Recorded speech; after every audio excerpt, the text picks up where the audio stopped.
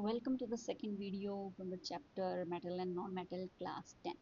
Okay तो last chapter में जो हमने किया था आयनिक कंपाउंड तक किया था, ठीक है ना। मेटल नॉन मेटल में डिफरेंस किया था और उनकी केमिकल प्रॉपर्टीज की थी। ओके अब हम करेंगे मेटलर्जी, ठीक है। तो हमें मेटलर्जी से स्टार्ट करना है। तो मेटलर्जी क्या होती है? मेटलर्जी साइंस की ही ब्रांच है, फिजिक्स की ही ब्रांच है जो आप कह सकते हो, जिसमें हम ओर से मेटल एक्सट्रैक्ट करते हैं वेरियस प्रोसेस से, ठीक है। तो उसको मेटलर्जी बोल देते हैं, extracting metal from its ore. Okay so metal can be found in two states.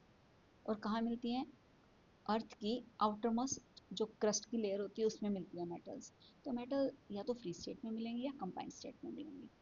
अब फ्री स्टेट में जो तो वही मेटल मिल सकती है जो लेस रिएक्टिव है, क्योंकि वो कम रिएक्टिव है तो किसी के साथ रिएक्ट ही नहीं करेंगी, कोई बॉन्ड नहीं बनाएंगे किसी के साथ, ठीक है।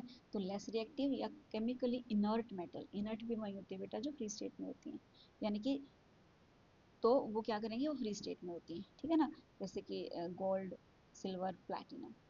अब आता है कंबाइंड स्टेट। कंबाइंड यानी कि जो बहुत रिएक्टिव मेटल होंगी वो किसी के साथ, किसी के भी साथ कंबाइंड कर जाएंगी, ठीक है। जैसे सोडियम क्लोरीन के साथ कंबाइंड करेगा, सोडियम क्लोराइड बना दे के फॉर्म में मिल गई, सोडियम सल्फेट की फॉर्म में मिल गई, ठीक है। मैग्नीशियम हो गया कॉपर सल्फेट की फॉर्म में मिल गया। इस तरह तो ये कंबाइंड फॉर्म में मिलता है, कॉपर मैग्नीशियम सोडियम। और ये क्या मिलती है? ये फ्री स्टेट में मिलती है, ठीक है ना। ये इनर्ट होती है और लेस रिएक्टिव होती है, ठीक है ना। तो अब एक इम्पोर्टेंट नोट आता है कि मॉडरेट रिएक्टिव मेटल दोनों ही स्टेट में जो मिलती हैं, ठीक है ना, यानी कि कुछ तो रिएक्टिव होती हैं बहुत ज़्यादा और कुछ नहीं होती रिएक्टिव, जैसे गोल्ड और प्लैटिनम। लेकिन कुछ मॉडरेट रिएक्टिव मेटल होती हैं जो दोनों स्टेट में मिल जाती है, फ्री में भी मिल सकती है और कंबाइंड में भी मिल सकती हैं। वो कौन कौन सी हैं? कॉपर, सिल्वर और मर्क्यूरी, ठीक है ना। तो ये दोनों स्टेट में मिल सकती हैं, free as well as combined. अब तीन डेफिनेशन है बहुत ज़रूरी, मिनरल क्या होते हैं और क्या होते हैं और गैंग क्या होते हैं। तो सबसे पहले मिनरल क्या होते हैं बेटा? जो एलिमेंट या कंपाउंड हमारी अर्थ क्रस्ट में मिलते हैं लेकिन नेचुरली वैसे ही मिलते हैं जैसे हमें नेचर में दिए हैं, तो वो मिनरल होते हैं। जैसे सोडियम क्लोराइड, ठीक है, सोडियम सल्फेट। तो ये दोनों मिनरल किसके हैं? सोडियम के हैं, ठीक है ना। तो नेचर में ये ऐसे ही मिलते हैं, तो ये एलिमेंट है। अब ये कहता है कि जो हमें एलिमेंट मिला है, जो ये मिनरल हमें मिले हैं, ठीक है ना, जो अभी हम जो ये मिनरल्स हैं इनमें अगर मेटल की परसेंटेज बहुत ज़्यादा है, ठीक है। कई मिनरल ऐसे होंगे जिनमें थोड़ा सा मेटल होगा, अरे फिर उसको तो जैसे एक्सट्रैक्ट करना बहुत हमें टाइम भी वेस्ट होगा और प्रॉफिट भी नहीं होगा, क्योंकि उस और में बहुत कम परसेंटेज मेटल है। लेकिन कई और ऐसे होते हैं जिसमें परसेंटेज मेटल बहुत ज़्यादा होता है और उनको एक्सट्रैक्ट करना हमें प्रॉफिट देता है और एफर्ट भी लेस लगता है, तो उनको हम और बोलते हैं। तो और क्या हो गए? और उनको बोलते हैं जब मिनरल में मेटल की परसेंटेज ज़्यादा होती है और उनका एक्सट्रैक्शन हमारे लिए प्रॉफिटेबल होता है और लेस एफर्ट में हमें मिल जाता है, वो और होते हैं, ठीक है ना। जैसे एग्जांपल सोडियम क्लोराइड, ये एक और है, इससे हम इजीली मेटल निकाल सकते हैं सोडियम को। दूसरा और है एल्यूमिनियम ऑक्साइड, जिसको बॉक्साइड भी बोलते हैं, इससे हम एल्यूमिनियम निकाल सकते हैं। तो ये आ सकता है, ठीक है ना। कि जिंक जो है, जिंक इसका और कौन सा है? जिंक का और है जिंक सल्फाइड, इससे जिंक निकलता है। मरकरी का और है H2G, इसको सिनेबार भी बोलते हैं, ठीक है। एच, हाँ, ओके। अब आता है गैंग। गैंग क्या होता है? ये कहते हैं सब अनवांटेड। अब देखो जो और है उसमें सिर्फ मेटल ही नहीं होते, जैसे ये आपका और है NaCl, इसमें चलो सोडियम तो मेटल है, ठीक है। लेकिन उसमें मेटल के साथ क्या होता है? मेटल के साथ नॉन मेटल भी होंगे, मेटल के साथ कुछ इम्प्योरिटीज भी होंगी, ठीक है ना। तो जो अनवांटेड इम्प्योरिटी जो हमें नहीं चाहिए, जैसे sand, rock material, animal decay, ठीक है ना, तो उनको बोलते हैं गैंग। तो उनको हमें हटाना होता है और से, ठीक है। तो अब ये स्टेप है कि मेटलर्जी का स्टेप भी कह सकते हैं इनको, या फिर हमें मेटल कैसे मिलता है, ऑक्यूरेंस ऑफ मेटल। तो हमें तीन स्टेप फॉलो करने होते हैं मेटल लेने के लिए। पहला है concentration of ore, second extraction of metal, third refining of metal. Concentration बहुत सिंपल है। कंसंट्रेशन ऑफ ओर का मतलब है मेटल क्या, इसकी और जो हमें और मिला है उसकी साफ सफाई, यानी कि और में से क्या निकालना है? गैंग, अनवांटेड इम्प्योरिटी निकाल दो। हमें पहले और को प्योरीफाई करना है, ठीक है ना। और को साफ सुथरा बनाना है, और की ड्रेसिंग करनी है। और साफ सुथरा हो गया, फिर उस और में से हम मेटल निकालेंगे, ठीक है। मेटल निकालने के बाद अब वो मेटल में भी कुछ इम्प्योरिटी होंगी, फिर उसको रिफाइन करेंगे। तो ये 3 स्टेप है, यानी कि मेटल की साफ सफाई 3rd स्टेप है।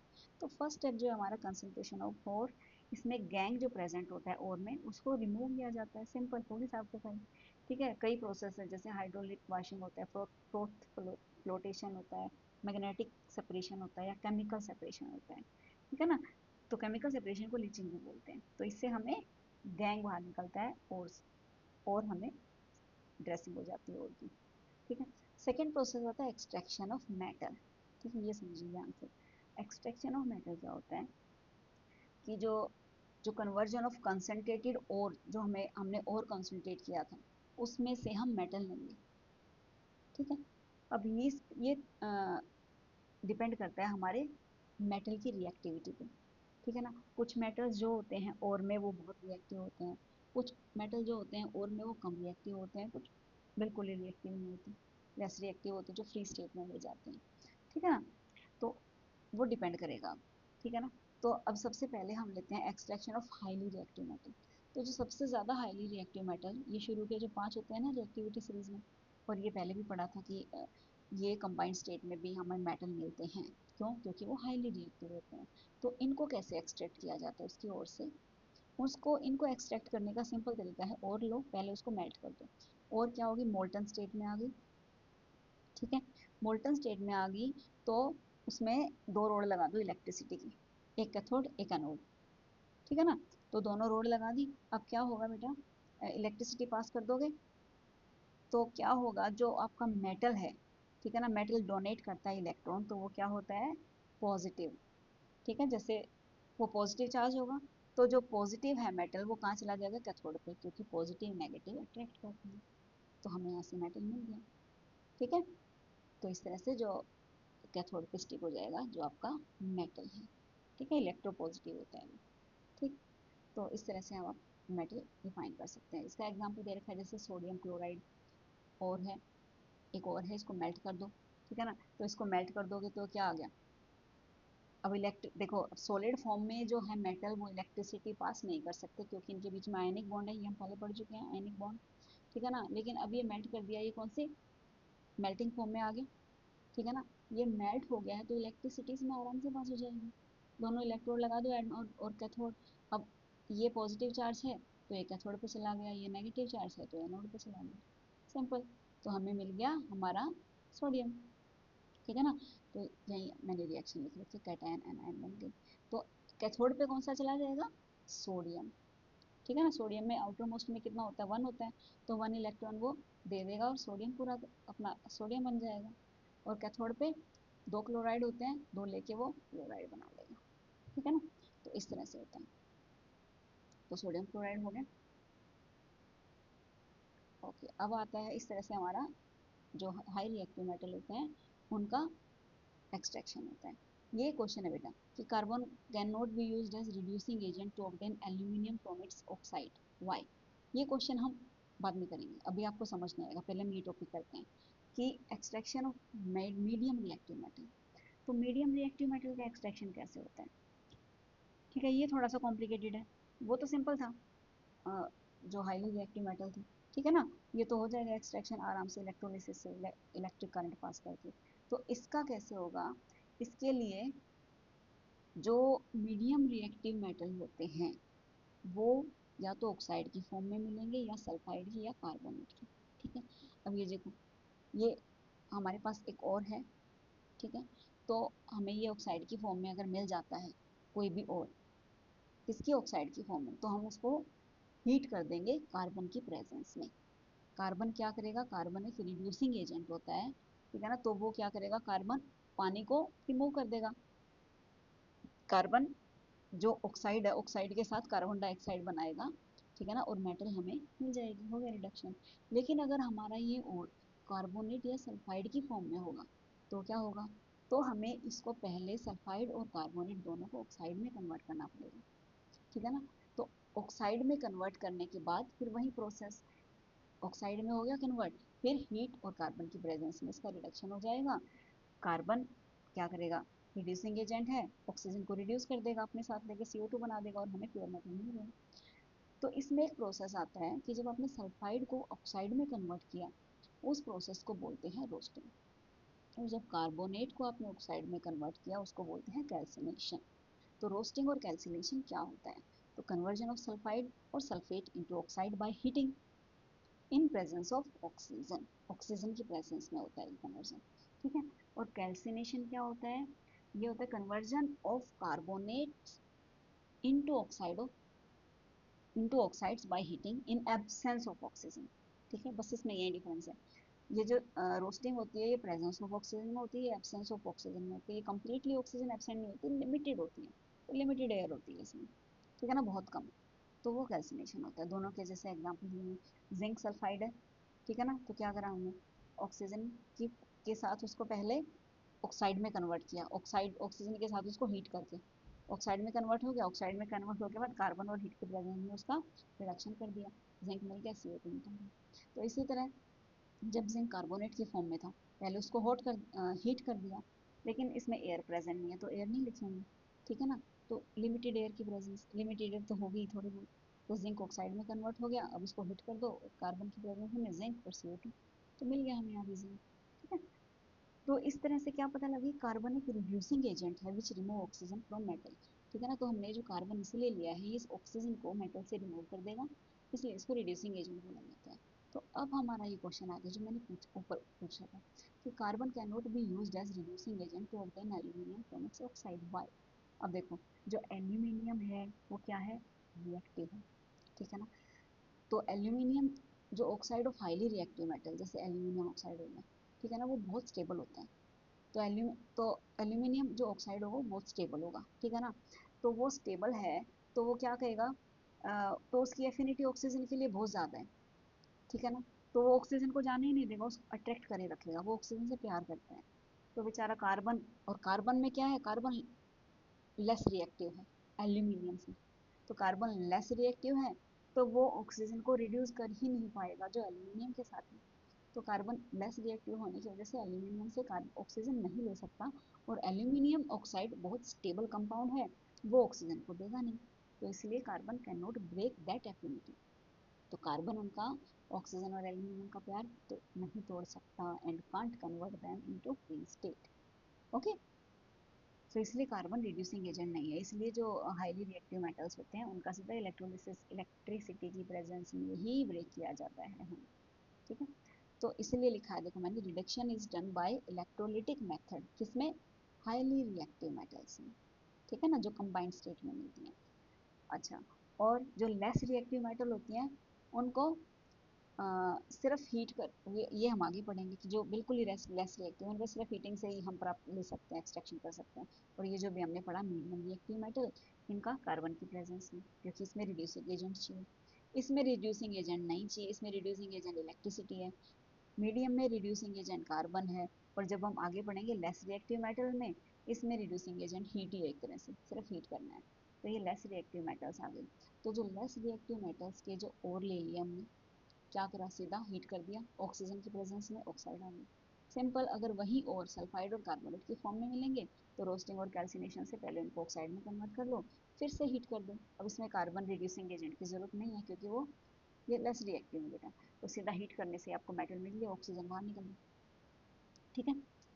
तो फॉर एग्जांपल HGS, ठीक है ना, HGS सिनेबार होता है, तो इसको हीट कर दो O2 की प्रेजेंस में, HgO हो गया ऑक्साइड। ये ऑक्साइड कैसे चला जाएगा, हीट करने से निकल जाएगी ऑक्सीजन के रूप में बाहर, वही रिएक्शन। इसी तरह दूसरा एग्जांपल है, ठीक है ना, कॉपर सल्फेट है, इसको भी सीधा ऑक्साइड में कन्वर्ट कर दिया, ठीक है ना, ऑक्साइड से फिर दोबारा से इसको हीट कर दिया, ठीक है। पहले इसका, हाँ, रोस्टिंग कर दी ना पहले, क्योंकि सल्फाइड की फॉर्म में था, ठीक है ना, तो रोस्टिंग ऑक्सीजन की प्रेजेंस में कर दी, फिर हमें ये मिल जाएगा ऑक्साइड, ऑक्साइड में कन्वर्ट करने के बाद सीधा हीट कर दो, कॉपर मिल गया, ठीक है, सिंपल। तो यही कह रखा है कि less reactive metal do not require any reducing agent like carbon, because they are so weak that सिर्फ हीटिंग से ही वो क्या करेंगे, ऑक्सीजन से सेपरेट हो जाएंगे, क्योंकि ये बहुत वीक है, ठीक है। अब हमें क्या है, हमने तीनों लेस रिएक्टिव, मोर रिएक्टिव और मीडियम रिएक्टिव मेटल को एक्सट्रैक्ट कर लिया है उसके ओर से। अब जो मेटल हमें मिली है, हमें उसका करना है रिफाइनिंग, ठीक है। तो उसका रिफाइनिंग कैसे करेंगे, metal obtained after carbon, reduction or electrolytic reduction is not very pure. तो जो मेटल हमें मिले हैं वो प्योर नहीं है, तो हमें क्या करना है, हमें इनको इलेक्ट्रोलिटिक रिफाइनिंग करनी है। इलेक्ट्रोलिटिक रिफाइनिंग से हमें प्योर मेटल मिलेगा। ठीक है, वो कैसे करनी है, उसमें आपको फॉर एग्जांपल लेके बताती हूँ कि आपने जैसे कॉपर है, कॉपर को ही आपने इलेक्ट्रोलिटिक रिफाइनिंग करनी है। तो यहाँ पे हम दो कॉपर की रोड लेंगे, एक लेंगे इम्प्योर, ठीक है, एक लेंगे प्योर। ठीक है, तो जो इम्प्योर मेटल रोड ली है कॉपर की, उसको पॉजिटिव प्लेट के साथ लगाएंगे, और जो प्योर ली है उसको नेगेटिव प्लेट के साथ लगाएंगे। ठीक है, ये ध्यान रखना है, बहुत ज़रूरी चीज़ है ये। ठीक है, तो ये क्या हो जाएगा, एनोड इम्प्योर मेटल का, और ये क्या हो जाएगा, कैथोड प्योर मेटल का। ठीक है, तो अब एनोड पे क्या होगा, अच्छा सॉरी, हाँ, ये सॉल्यूशन लिया कॉपर सल्फेट का लिया, उसमें डाइल्यूट H2SO4 भी डाला है थोड़ा सा, ठीक है ना, ताकि आयन वो आयन मूव कर सके मूवमेंट के लिए। ठीक है ना, इसको एसिडिक मेटल सॉल्ट बोलते हैं। तो ये एसिडिफाइड मेटल सॉल्ट बन गया, इसी में आपने दोनों मेटल की रोड ली है, एक इम्प्योर एक प्योर।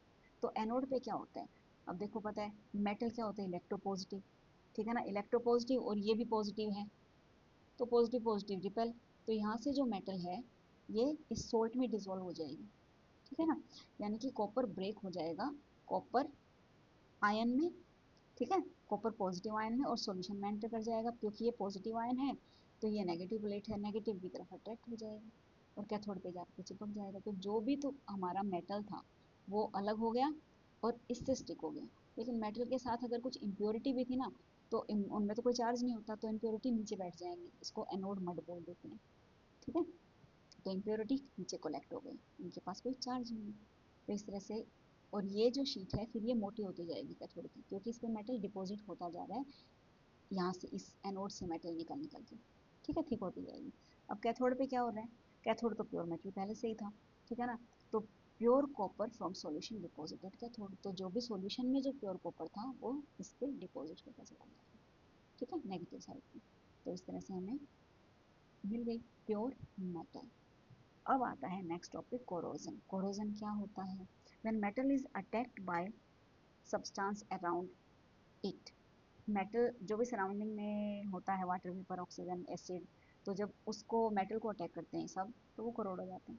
ठीक है, तो सिल्वर भी करोड़ हो सकता है, कॉपर भी करोड़ हो सकता है, आयरन भी करोड़ हो सकता है, लेकिन जब आयरन करोड़ होता है उस प्रोसेस को हम बोल देते हैं रस्टिंग ऑफ आयरन।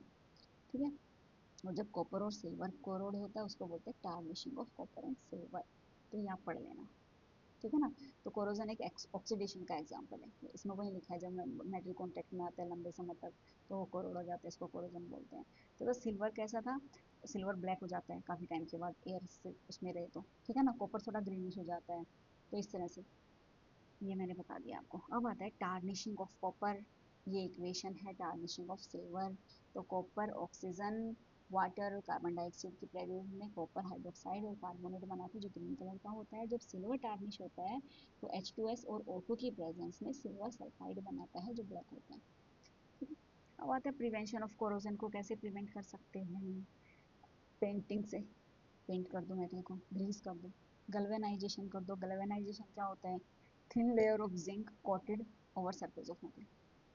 ठीक है, तो ये गल्वेनाइजेशन में लिखा हुआ है, ये इलेक्ट्रोलिसिस से होता है करंट पास करके। ठीक है ना, and do not change, but इसमें मेटल की प्रॉपर्टी चेंज नहीं होती है, ये बात याद रखना गल्वेनाइजेशन में। और फोर्थ है एलॉय बना के भी हम कोरोजन को रोक सकते हैं, उसमें एलॉय मिक्स कर दो। ऑयलिंग से भी। एनोडाइजिंग, एनोडाइजिंग क्या होता है, इसमें थिन एल्यूमिनियम ऑक्साइड की कोट करी जाती है। अब गैल्वेनाइजेशन और एनोडाइजिंग, इसमें क्या डिफरेंस है, गैल्वेनाइजेशन में मैंने क्या बोला, इलेक्ट्रोलिसिस होता है करंट पास करके, और उस पर एक लेयर आ जाती है किसकी, जिंक की। ठीक है ना, और इसमें क्या होता है, इसमें एल्यूमिनियम ऑक्साइड की लेयर कोट की जाती है। ठीक है ना, इसके बाद ऑब्जेक्ट बहुत अट्रैक्टिव लगता है, सुंदर लगता है। ठीक है, अच्छा अब आता है एलॉय। एलॉय क्या होता है, एलॉय एक होमोजीनियस मिक्सचर होता है, या तो दो मेटल्स का या एक मेटल और नॉन मेटल का। ठीक है, दो या दो से ज़्यादा भी हो सकते हैं। ठीक है ना, या तो मेटल हो, लेकिन एक मेटल होना ज़रूरी है। ठीक है, और इसमें जो है ना प्रॉपर्टी ऑफ मेटल की चेंज हो जाती है एलॉय बनने के बाद। ठीक है, जैसे जो मेटल पहले था वैसे नहीं रहता है, उसकी प्रॉपर्टी क्या हो जाती है, चेंज हो जाती है। ठीक है, अब जैसे ये क्या है, और बनते कैसे हैं एलॉय, सबसे पहले जो प्राइमरी मेटल है उसको मेल्ट करना है। ठीक है ना, फिर दूसरा मेटल उसमें एक फिक्स प्रोपोर्शन में डिसॉल्व करना है। ऐड करना है, क्योंकि मेल्ट होने के बाद डिजोल्व कर सकते हैं, फिर उसको ठंडा कर देना, कूल कर देना। तो ब्रास जो होता है, ब्रास किस किस का अलॉय है, कॉपर और जिंक का। ब्रॉन्ज किसका अलॉय है, कॉपर और टिन का। Solder, PB and tin. Steel, iron, nickel and chromium का है। तो ये तो बार सिंपल है, इससे याद करने का तरीका, जैसे ब्रास बिकॉज कर लो, B brass, C copper, Z zinc. Because से पता लग गया कि ब्रास जो है कॉपर और जिंक का अलॉय है। ब्रॉन्ज, ब्रॉन्ज का कोट पहना है, ठीक है ना। तो इसको आप याद कर सकते हो, ब्रॉन्ज का कोट पहना है, ठीक है। तो इससे ब्रॉन्ज किसका अलॉय है, कॉपर और टिन का, ठीक है ना। तो कॉपर टिन, टी से टिन, कॉपर एंड टिन, ठीक है ना। ब्रॉन्ज का कोट, ये बस याद करने का होगा, वैसे याद कर सकते हो, आप कर सकते हो। सोल्जर, सोल्जर मतलब सोतेला, सोल्जर एस, तेला टिन, एल लेड, सोतेला टिन और लेड का है ये। स्टील, आयरन, निकेल, कॉपर, ये आपको लर्न करना पड़ेगा, ठीक है। तो हम अच्छा आगे भी लिखना। अच्छा, तो अब आता है एमेलगम। एमेलगम क्या होता है, एमेलगम होता है जो हमने एलॉय बनाया है, अगर उस एलॉय में एक मेटल मरकरी है फॉर श्योर, और दूसरा मेटल कोई भी है, तो उसको हम एमेलगम बोलेंगे, ठीक है। अच्छा, अब प्योर आयरन बहुत सॉफ्ट होता है, ठीक है ना। तो क्योंकि उसमें 0.05% कार्बन होता है, ठीक है, is mix to make, carbon उसमें मिला के उसको हार्ड को स्ट्रॉन्ग किया जाता है। तो प्योर आयरन ऐसा नहीं होता जैसा वो दिखता है, वो सॉफ्ट होता है, लेकिन उसमें कार्बन ऐड करके जो आपको आयरन दिखता है तब वो हार्ड होता है, जो आप सरिये वगैरह देखते हो। आगे कहता है copper is one of the best conductor of electricity, लेकिन उसका अलॉय जो होता है वो पुअर कंडक्टर ऑफ इलेक्ट्रिसिटी का है। इसका मतलब प्रॉपर्टी चेंज हो गई ना, अभी मैंने बताया था कि अलॉय बनने के बाद मेटल की प्रॉपर्टी वो नहीं रहती, चेंज हो जाती है। जैसे आयरन की चेंज हो गई, आयरन हार्ड बन गया अलॉय बन के, कॉपर पुअर कंडक्टर बन गया, अच्छा कंडक्टर होता है। और टिन और लेड है हाई मेल्टिंग पॉइंट, लेकिन उनके अलॉय जैसे सोल्जर है, सोल्डर, उसका लो मेल्टिंग पॉइंट होता है। तो ये एग्जांपल है, आप बता सकते हो कि कैसे प्रॉपर्टी चेंज हुई है अलॉय बनने के बाद, ठीक है। अब आता है थर्माइट रिएक्शन। थर्माइट रिएक्शन क्या होता है बेटा, जब आयरन ऑक्साइड को एल्यूमिनियम के साथ आप रिएक्ट कराओगे तो एल्यूमिनियम ऑक्साइड बनेगा, और मोल्टन आयरन पिघल जाएगा, आयरन मोल्टन स्टेट में मिल जाएगा और बहुत सारी हीट निकलेगी, ठीक है। ये बहुत एक्सोथर्मिक रिएक्शन है, ठीक है। और ये जो पिघला हुआ आयरन है ना, इसको यूज़ किया जाता है, ठीक है। इसको कहाँ यूज़ किया है, जैसे रेलवे ट्रैक पे पहले जो रेलवे ट्रैक जो बना होता है लोहे का, वो कहीं से टूट वूट गया, ठीक है ना। तो इस प्रोसेस से, यानी कि आयरन ऑक्साइड को एल्यूमिनियम के साथ मिला के, ठीक है, मोल्टन आयरन उसमें भर दिया जाता है, और फिर वो ठंडा हो जाता है, तो बन गया आयरन, फिर उसको कटिंग भी हो सकती है उसके बाद। तो molten iron use to fill the crack in the machine part and welding और ज्वाइनिंग द रेलवे ट्रैक्स, ठीक है। बहुत एक्सोथर्मिक रिएक्शन होती है। अब रहता है मेटल इन नेटिव स्टेट। ये कहता है मेटल जैसे कि सिल्वर, गोल्ड, प्लेटिनम, ये इनर्ट होते हैं and very less reactive. Inert मतलब जो लेस रिएक्टिव हो, या नो रिएक्टिव ही ना हो। So there is no need to extract them, उन्हें एक्सट्रैक्ट करने की जरूरत नहीं, क्योंकि वो ऐसे ही मिलते हैं नेचर में, ठीक है। अब आता है एक्वा रेगिया। अब जैसे हमने देखा बेटा, सिल्वर, गोल्ड, प्लेटिनम, ये किसी के साथ रिएक्ट ही नहीं करते हैं, ठीक है ना। लेकिन एक मिक्सचर होता है, नाइट्रिक एसिड और हाइड्रोक्लोरिक एसिड, HNO3 और HCl। इस रेशो में लोगे नाइट्रिक एसिड 3 रेशो और HCl की 1 रेशो बाय वॉल्यूम, ठीक है ना। अगर ये रेशो आप लेते हो, इसको सॉल्यूशन को हम एक्वा रेगिया बोलते हैं। कौन सा aqua regia, ratio of nitric acid and hydrogen chloride, hydrochloric acid in 3 ratio 1 by volume, this is called aqua regia solution. अगर आप इसमें डिसॉल्व कर दोगे किसी नॉन रिएक्टिव मेटल को भी, जैसे गोल्ड, प्लेटिनम, सिल्वर, ठीक है ना, तो इसमें वो डिसॉल्व हो जाएंगे, ठीक है। क्यों, क्योंकि एक्वा रेगिया जो सॉल्यूशन बना है वो highly corrosive and fuming liquid होता है, ठीक है। तो जो ज्वेलर्स होते हैं, सुनार वगैरह के यहाँ जाते हैं, तो उसके पास होता है सॉल्यूशन, ठीक है ना। ये आपका जो जैसे काला पड़ जाता है, सोने को चमक चमकाने के लिए एक्वा रेगिया में डालते हैं, ठीक है ना, तो उसके ऊपर की लेयर चमक जाती है, निकल जाता है ऊपर वाला, तो ये एक्वा रेगिया सॉल्यूशन होता है। तो so our chapter is over.